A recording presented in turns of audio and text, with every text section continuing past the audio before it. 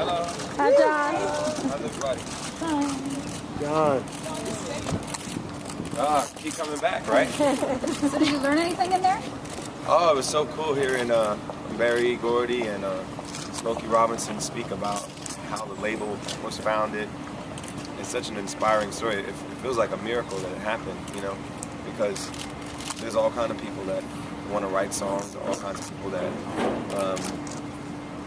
have a dream to be famous and make hits, but very rarely do you see the confluence of all those factors come together in such a magical way and produce so many amazing records that are so influential, so timeless.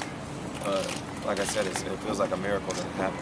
John, what is the teachable moment for these young students with Motown? And I was going back with some of my friends this morning. We were talking about Motown 45s. A lot of these kids don't know what a 45 is. What is the teachable moment for these kids? The first lesson to me is that anything is possible.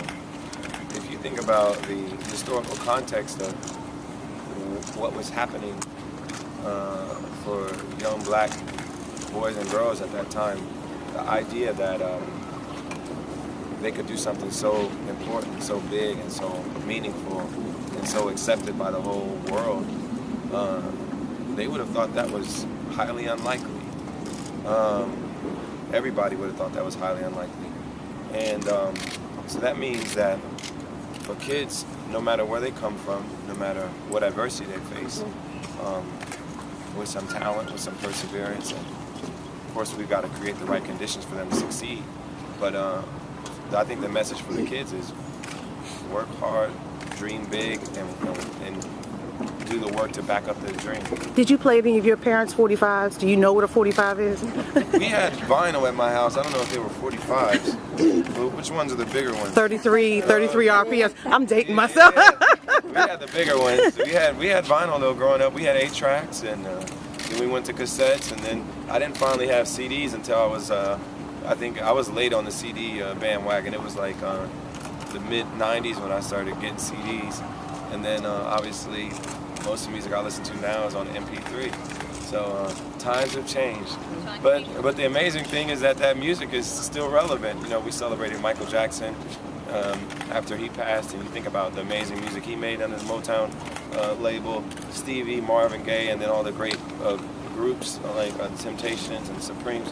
It's just, you can still put it on now and get the party going. So you know, that's the amazing thing, is though the technology's changed, the music is still very relevant.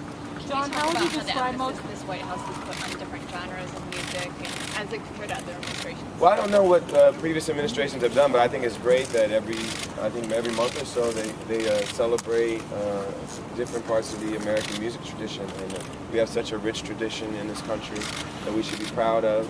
And I like what the First Lady said about it being the people's house and really opening it up to the young people and to all of us musicians, and really making it kind of demystified and opened up to the larger country. I think that's a great idea. I think it's a great thing that they're doing it, and I'm glad to finally sing for the first time at the White House. What did you think about Smokey's comment? He said there are no more ideas to think about or to write about.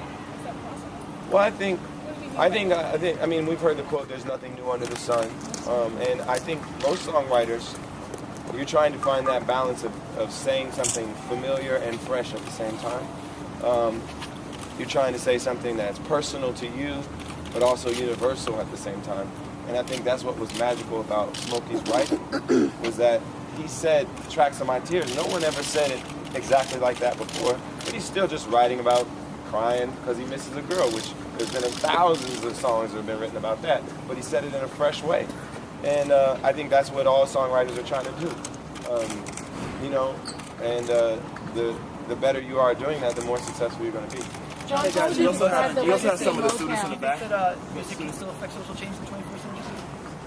Well, I don't know. I think I don't know if Motown affects social change now, but I think it had such a profound impact when it was, you know, at its peak, that I think the residual effects are still felt now. How about your music? It certainly affects me. It certainly affects my music. John, how would you describe the legacy of Motown? Well, I think it's a defining part of American pop music. It's quintessentially American, only could have been made here. With the combination of social forces,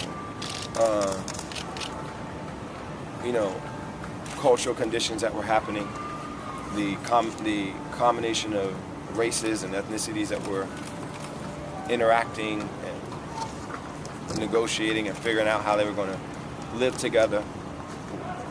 This music only could have been made in America, and it makes me proud, you know, to celebrate it here at the White House.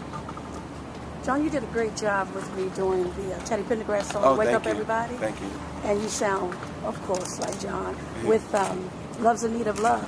Would you redo that on any of the Motown songs? Oh, I'm sure eventually. I mean, we did a little bit of Motown on the album, on Wake Up album. We did Marvin Gaye's song, Holy Holy. But I'm sure we'll do some more. I mean, that's the thing about great songs. They don't get old. That's right. Yeah. And when was the